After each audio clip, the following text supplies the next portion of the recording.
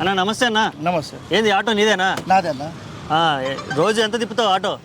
రోజు 8-9 గంటలు నడిపిస్తా అన్న. 9 గంటలు నడిపిస్తావు. ఓకే, మరి రేవంత్ రెడ్డి గారు సంచలన నిర్ణయం తీస్తున్నారు. లోకల్లో సిటీలో ఉన్న డీజిల్ ఆటోలు మొత్తం తీసేస్తామంటున్నారు. దాని మీద అభిప్రాయం? డీజిల్ ఆటోలు నడిపిస్తే ఊర్లలో మాకు లేదు బిజినెస్, అక్కడ ఏం కూడా లేదు. అక్కడ ఊర్లో 200 రావాలి, పెద్ద కష్టం అయిపోతుంది. అందరు బస్సు గురించి వెయిట్ చేస్తారు. మాకు ఇక్కడ ఏదో బతుకు తెరుగు గురించి హైదరాబాద్ వచ్చినాం. మేము ఏదో సంపాదించుకుంటాం, 1000 రూపాయలు సంపాదించుకుంటాం పొద్దున్న నుంచి 10 దాకా.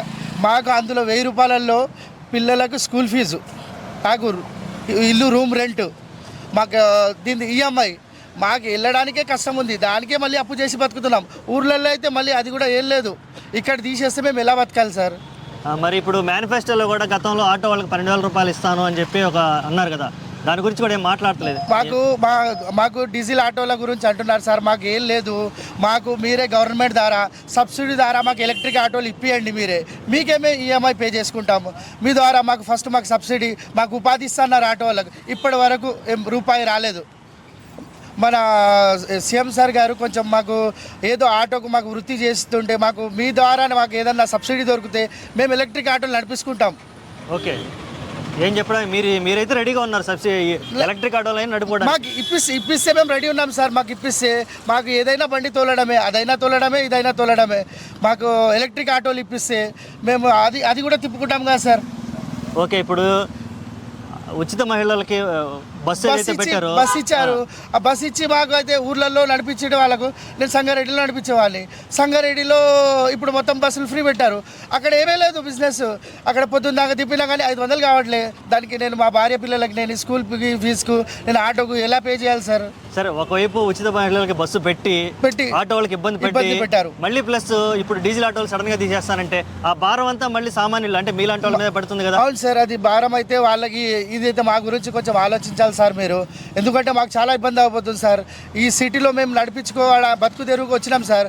మాకు మీ ఉపాధి మీరు 12,000 ఇస్తున్నారు ఆటో వాళ్ళకు, ఇప్పటి వరకు ఇవ్వలేదు సార్. మాకు బస్సులు ఫ్రీ పెట్టి మాకు చాలా అన్యాయం చేశారు సార్. మరి దీని మీద ఎటువంటి చర్చలు కూడా చేయట్లేదు.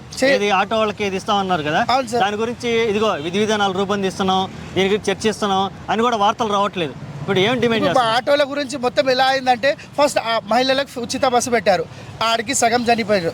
ఇప్పుడు మళ్ళీ డీజిల్ తీసేశారు, డీజిల్ బండ్లు అది మొత్తానికి చంపేశాడు. ఇది దీనికి చనిపోవడమే ఆప్షన్, వేరేదేం లేదు. ఇక ఊర్లలోకి వెళ్తే ఊర్లలోకి మాకు నమ్మేటోడు ఎవడు లేడు.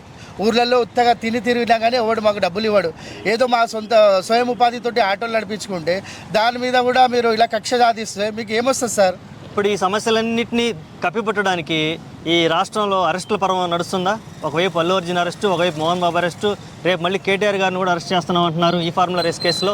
ఈ అరెస్టుల పర్వాన్ని చూస్తుంటే ఈ సమస్యలన్నింటినీ మభ్యపెట్టడానికి, ప్రజలకి అవాయిడ్ చేయడానికి చేస్తున్నా అనిపిస్తుందా? అవును సార్, ఇప్పుడు మాకు పోయిన గవర్నమెంట్ ఉండే సార్, కేసీఆర్ సార్ ఉండే, వాళ్ళ హయాంలో మంచిగా హాయిగా దర్జాగా మంచిగా బతుకున్నాం సార్. ఏదో 3 పూటలు అన్నం తిన్నాము.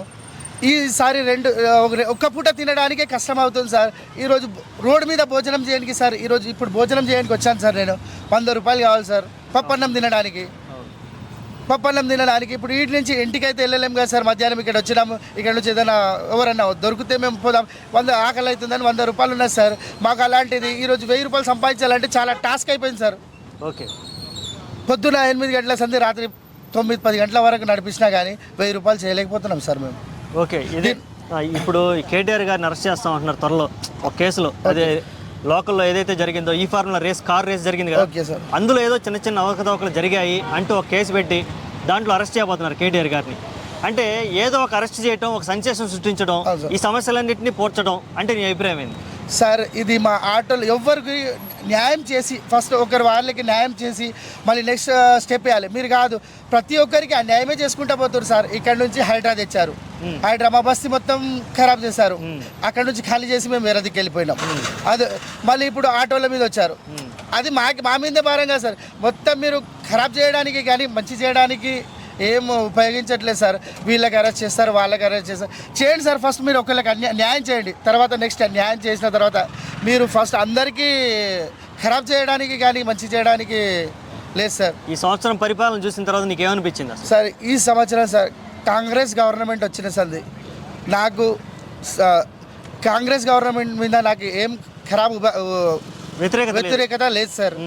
కాకపోతే మా గురించి మేము ఆటో నడిపించుకునే కార్మికులం సార్, మాకు న్యాయం చేయండి సార్. నేను మీకు న్యాయం చేయమని అడుగుతున్నాను సార్. ఎందుకంటే మా లాంటి వాళ్ళు చాలామంది అన్యాయం అయిపోతారు సార్. మా ఫ్యామిలీ వచ్చి ఒక రోజు మా ఇంట్లో ఉండి చూడండి సార్, మీకు తెలుస్తుంది బాధ. నేను చెప్పేదానికన్నా మీరు మా దగ్గర వచ్చి ఒక రోజు స్టే చేయండి, మీకు తెలుస్తుంది సార్. ఓకే అండి, ఓకే, థ్యాంక్ యూ. వెల్కమ్.